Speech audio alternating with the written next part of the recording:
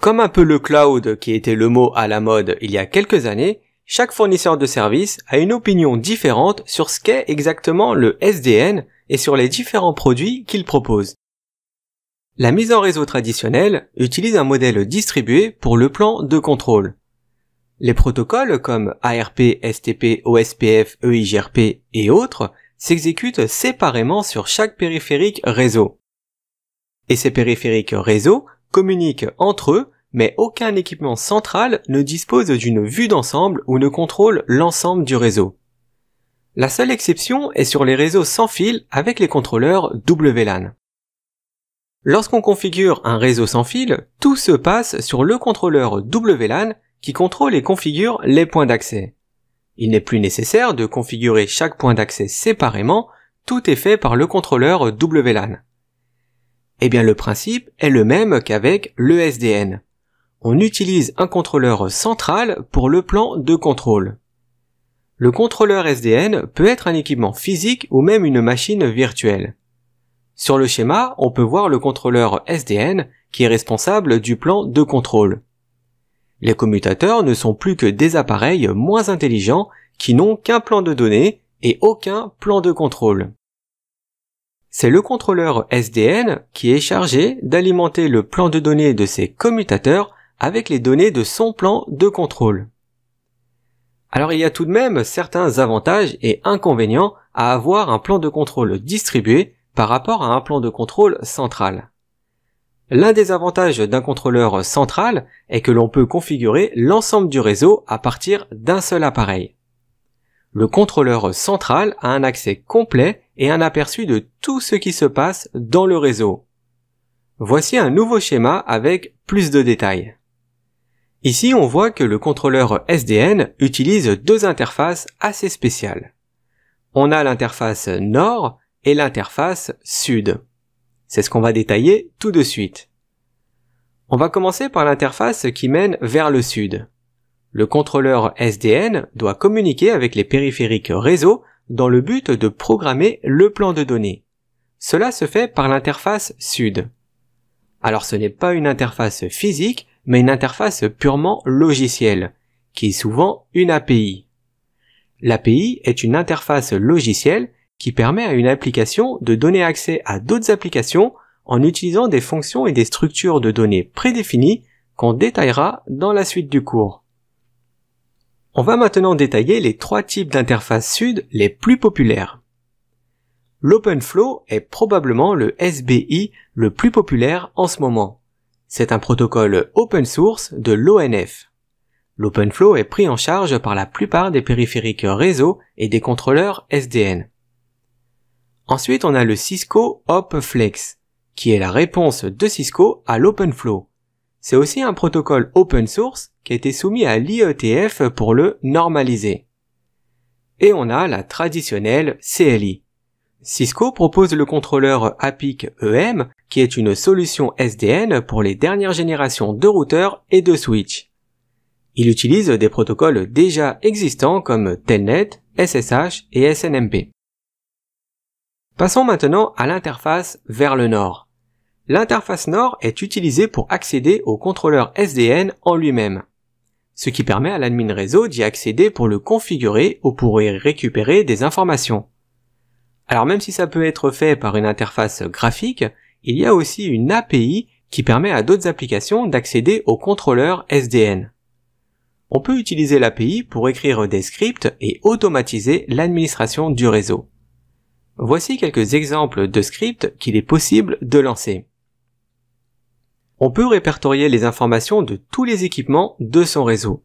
On peut afficher l'état de toutes les interfaces physiques du réseau, ajouter un nouveau VLAN sur tous les switches, afficher la topologie de l'ensemble du réseau, et même configurer automatiquement les adresses IP, le routage et les ACL lorsqu'une nouvelle machine virtuelle est créée. Et voici un schéma qui montre les différentes possibilités d'accéder au contrôleur SDN. Grâce à l'API, plusieurs applications peuvent accéder au contrôleur SDN. Un utilisateur peut utiliser une interface graphique pour récupérer des informations sur le réseau à partir du contrôleur SDN. En vrai, l'interface graphique utilise l'API. Les scripts écrits en Java ou en Python peuvent aussi utiliser l'API pour récupérer des informations à partir du contrôleur SDN ou même pour configurer directement le réseau. Et d'autres applications peuvent aussi accéder au contrôleur SDN.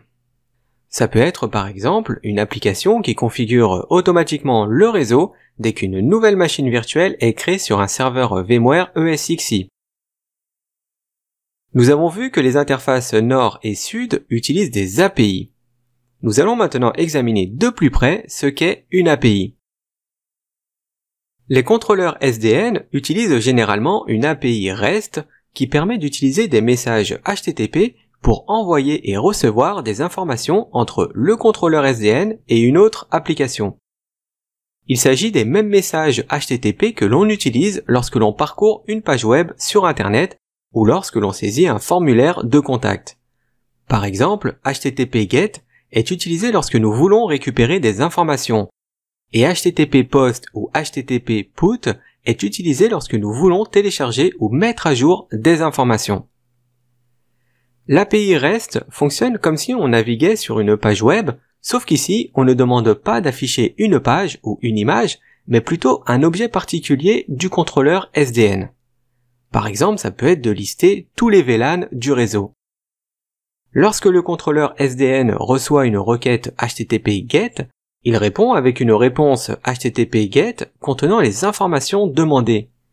Et ces informations sont fournies dans un format de données spécifique. Les deux formats de données les plus utilisés sont le JSON et le XML. Voici un exemple qui permet de visualiser le processus. Ici, nous avons un script Python qui utilise HTTP GET pour récupérer une URL via l'API. Cette URL permet de récupérer certaines variables, comme par exemple des informations sur les hôtes du réseau. Et une fois que l'API a reçu cette demande, elle répondra avec une réponse HTTP GET. Les variables demandées seront fournies au format JSON. Même si on n'a jamais vu de JSON, on peut tout de même assez facilement comprendre la sortie. Par exemple ici, le résultat nous retourne deux hôtes avec leur adresse IP et leur MAC adresse. J'espère que ce cours vous a permis de mieux comprendre en quoi consiste le SDN et pourquoi le marché d'aujourd'hui lui est très favorable par rapport aux bénéfices qu'il peut donner. Le temps nous dira à quoi ressemblera le réseau à l'avenir.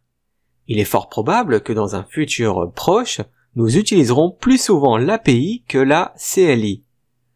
Alors est-ce que les admins réseau devraient s'inquiéter de l'arrivée de la programmation dans le réseau? Eh bien, je ne pense pas. Car un programmateur peut être très fort dans les langages de programmation, comme C++, Java ou Python, mais il aura forcément besoin de connaissances en réseau. Par contre, les admins réseau devront apprendre à utiliser un langage de programmation pour exécuter certains scripts de base, mais sans forcément apprendre à développer une application complète en partant de zéro. Ça, c'est plutôt le rôle du programmeur. Il serait donc judicieux de passer quelque temps à apprendre un langage comme Python et à utiliser des API.